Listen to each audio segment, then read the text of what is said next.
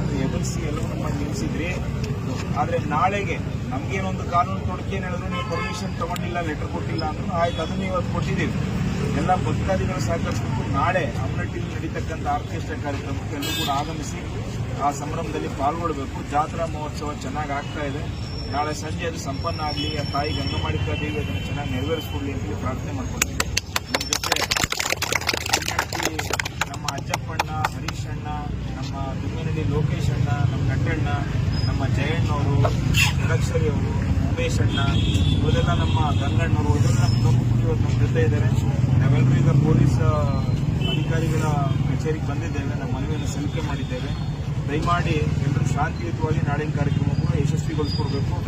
ಏನು ಅಮ್ಮನಹಟ್ಟಿ ಮೇಲೆ ಒಂದು ಕೆಟ್ಟ ಒಂದು ಛಾಯೆಯನ್ನು ಬಿಂಬಿಸೋ ಪ್ರಯತ್ನ ಮಾಡ್ತಾ ಇದ್ದಾರೆ, ಅದು ಶಾಶ್ವತವಾಗಿ ಅಳೆದೋಗಬೇಕು.